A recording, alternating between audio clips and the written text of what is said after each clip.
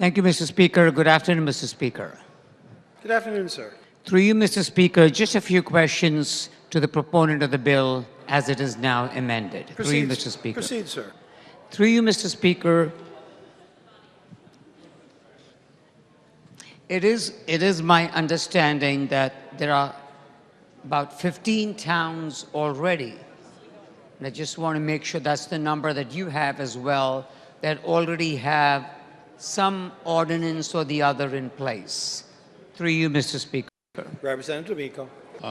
Thank you, Mr. Speaker. I cannot verify the exact number. I do know that several towns have enacted ordinances, and many of them are considering enacting ordinances, and that's about as far as I can go with regards to the municipalities. Through you, Mr. Speaker. Representative Srinivasan. Through you, Mr. Speaker, does the good chair know if what we are debating here today, the bill as amended, is that about what most of the other petitions are, or other petitions from other towns, municipalities, even more stringent? Through you, Mr. Speaker. Representative D'Amico. Through you, Mr. Speaker, my understanding is that most of the ordinances are similar to what we're doing here today.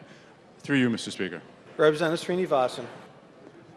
Through you, Mr. Speaker, if towns, and I'm not aware of any town, but I just want to make sure that if a town does have an ordinance that goes even further than what we have, through you, Mr. Speaker, what would then be the town's position in that case? Through you, Mr. Speaker. Representative D'Amico.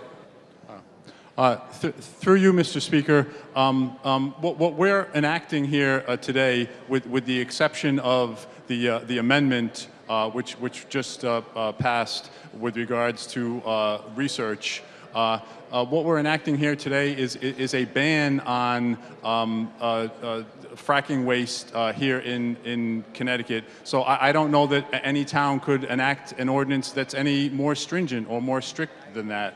Mr. Speaker, through you. Representative Srinivasan. Through you, Mr. Speaker, if a town feels that this amendment that we just passed, which allows research, and obviously research would have to be done somewhere, and if that involved that particular town or that municipality, could they say that they would not be in support of that? Through you, Mr. Speaker. Representative D'Amico.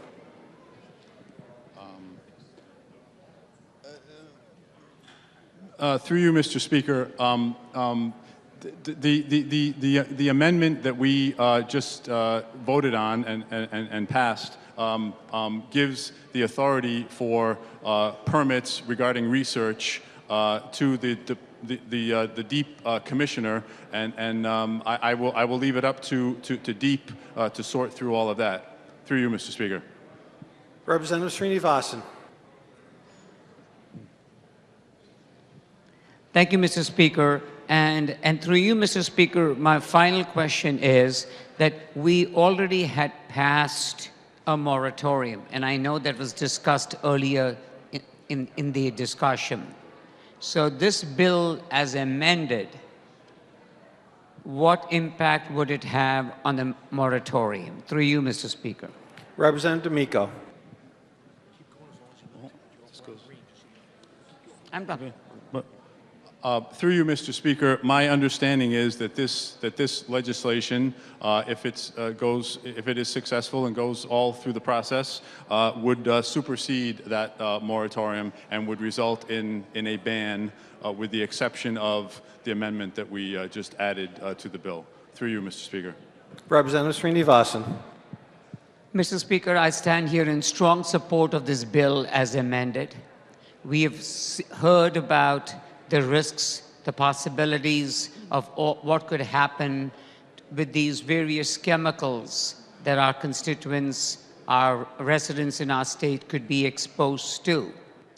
And while we do not have this in our state yet, which is a great thing, which is a good thing.